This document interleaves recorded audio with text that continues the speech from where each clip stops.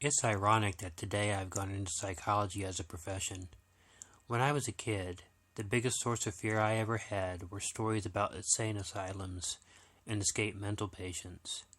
Today, I deal with psychiatric patients in psychiatric wards in medical hospitals.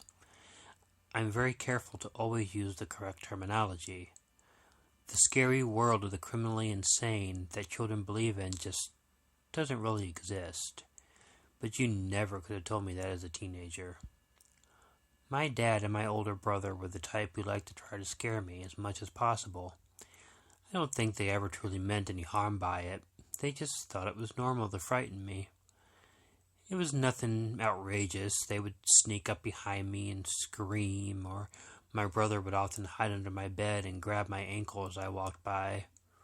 Once, while watching the movie Child's Play, my brother threw one of those My Buddy dolls at me. I jumped up, screamed, and ran into my bedroom as fast as my legs could carry me. Well, when I was 14, my family bought a house in rural Virginia. Besides not wanting to live in the country, I didn't really care for the house either. It was very old and somewhat unkempt. My dad referred to it as a fixer-upper. But I knew my dad, and he always dreamed big and rarely followed through on that. That house would remain a fixer-upper for as long as we lived there. I wasn't really familiar with the area, and before we moved in, I asked my dad why he chose to move there. He told me it was because he got a good deal on the house. Ever curious, I always asked him why, and eventually he told me that nobody really wanted to live in that part of the county. Asking him why again, he told me that's because there was an old, insane asylum that was kept out in the hills. People were always worried that if they lived there, a prisoner would escape and break into their house and do hideous things to their families. Nowadays, looking back, I know it was nonsense. But at the time, I was a teenager with an unhealthy fear of mental patients, so I believed him. Well, out of all the kids, I was given the first choice of rooms.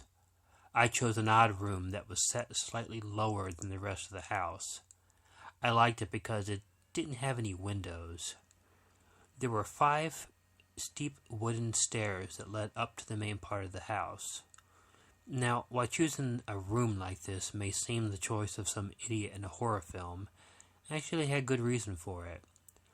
Without windows, I wouldn't have to wonder who might be outside looking in the windows at me. With my bed facing the stairs, I could always keep an eye on the only entrance and the only exit to the room. As a plus, those stairs and the whole wood floor, they creaked so loudly when anyone walked on them that there was no chance that anybody could ever come down and surprise me. I would always know someone was coming. Now, it may sound like I'm a wuss, but I'd rather be an overly cautious and living wuss than to be that idiot who hears a noise in the next room. He investigates it and is the first guy in the movie who gets killed. Actually, though, it was really less a matter of protecting myself from mental patients and more of a matter of preventing my family from scaring me. The room had one way in and one way out and very few hiding places. If my brother and my dad didn't have that much opportunity to get me, I'd feel a lot safer. At first, living in the new house was rather routine. My family kept up with the stories about the asylum, but they became less and less scary as the nights went by without anything happening. After a few months, I eventually came to the conclusion the whole asylum thing had been made up. Late one night in July, about 4 months after we moved into the house, I was laying in my bed reading a book. I tended to stay up later than the rest of my family. They had been in bed for a few hours. Finally, around 1 o'clock in the morning, I decided to get some rest. Now, stage 1 sleep is what we call that period of time where you first begin drifting off. You know what I mean. It's that time that you never remember unless someone brings you out of it. It's that time when your mind thinks really weird thoughts that you won't remember in the morning, again, unless someone brings you out of it. Something brought me out of stage 1 sleep. I wasn't sure what it was at first. I figured it must have been a sound, but I really had no idea what that sound was until I heard it again. It was a creaking noise, a very distinct creak that one would hear as if someone were walking down some old wooden stairs. My heart felt like it stopped for a moment. It actually felt like it paused as a million things rushed through my head. My first instinct was to turn on the lamp by my bed right away. The sound was coming from the stairs, and if I could get the light on, I could see anyone before they got all the way down. I quickly moved my body over and flipped the lamp on right away. At that exact moment, I jumped out of the bed, my feet causing my own creaking as they hit the hardwood floor.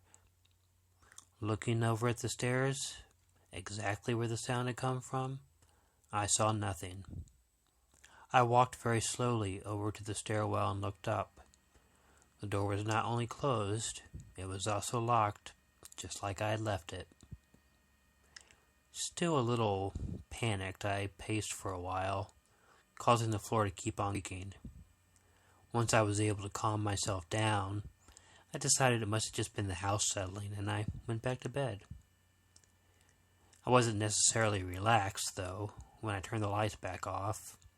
I didn't drift into stage 1 sleep as quickly as I had before. Then, about 15 minutes after I had laid down, I opened my eyes and looked at the clock. I sighed, and simultaneous with that sigh, I heard the noise again. It was the same noise coming from the same area. And my heart began to race, thinking about what possibly could be happening. The noise was once again coming from the direction of the stairwell, but I didn't hear the door open. I began to immediately think that the sound must be coming from another part of the house because no one could have come down without me knowing. I hadn't fallen asleep. When I heard the creak again, an unpleasant thought finally occurred to me. The sound was coming from the stairs, and they were right by my closet door. When I got up previously, I checked the door that led down to my room, but I hadn't checked the closet. I checked it before bed, but if someone had entered my room and I was drifting off, he could have slipped into the closet. It had a regular swinging door on it, and it was closed. And I heard the sound once more, and that was enough for me. I flipped over again and turned the light on. Immediately I jumped off the bed, my feet hitting the floor and making my own loud creaking sound. For the second time, I knew that anyone who was in there knew I was up and could hear me. As I slowly walked over to the closet door, my mind created all sorts of weird images.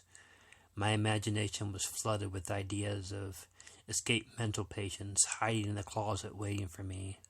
Again, I felt like the idiot from a horror film, but knew if I thought somebody was in the closet, there's no way I'd be able to go to sleep. So, I approached the closet door slowly, and I put my hand on that knob.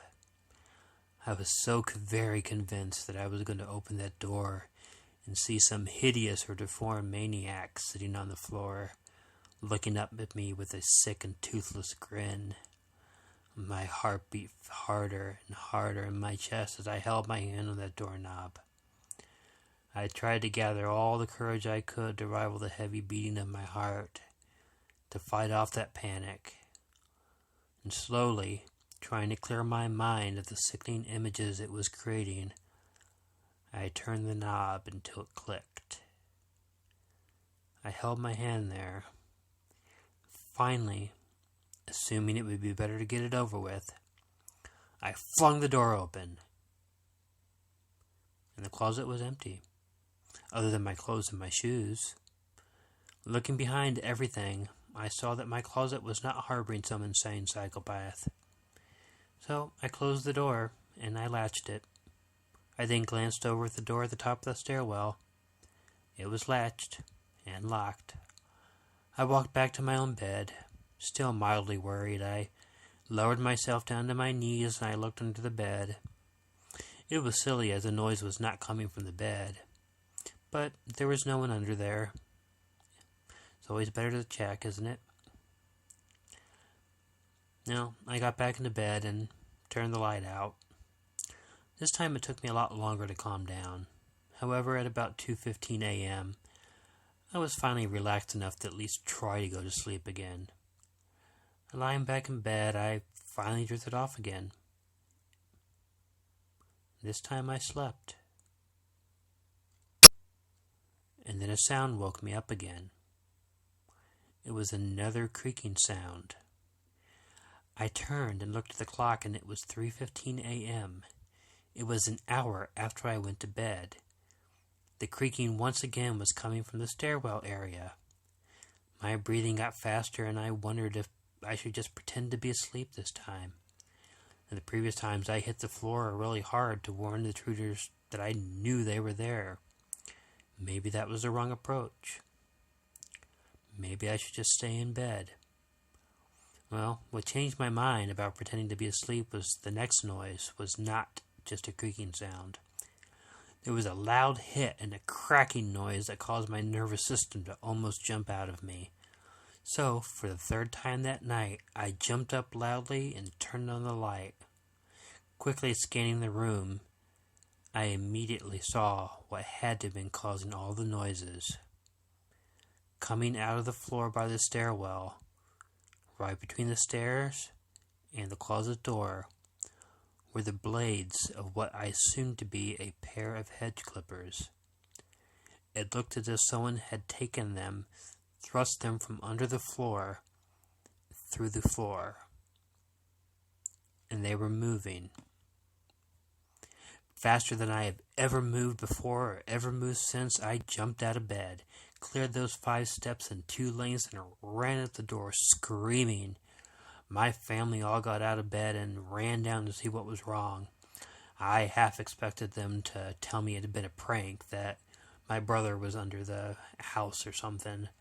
But instead, my brother and my dad were both in the room with me. And then we heard another loud crack coming from the downstairs, and my dad turned white. He panicked and ran into the kitchen to call the police. Now, it might make the story complete if I told you it was a prank by somebody else, or if I told you there really was an insane asylum. Well, the truth was, neither of the things were true. What had happened was the drifter had come into the area, and he'd gotten into the crawl space trying to break into the house. He had chosen my room because there were no windows, so he assumed it was a pantry or a shed. Figured it would be the best place for him to break in without anybody hearing him. Well, much to his chagrin, he had gotten stuck under there and couldn't back himself out.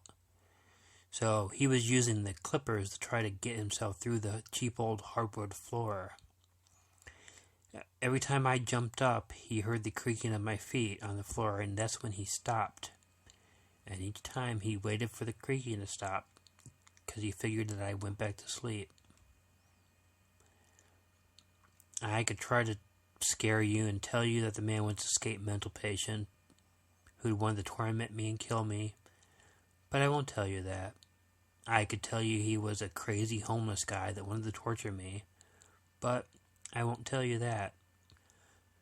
The truth is, I don't know what he wanted, but I will tell you one thing. When I asked my dad why he had taken the hedge clippers into the crawl space with him, for the first time ever in my life, he did not try to scare me. Thanks for listening. I hope you enjoyed this video. It is my first one, and that if it's a bit rough, I need to practice and get some more videos out there. I hope subscribe because I do new videos every week, and my guarantee will be that they will all be erased that you find anywhere else in any other creepypasta readings.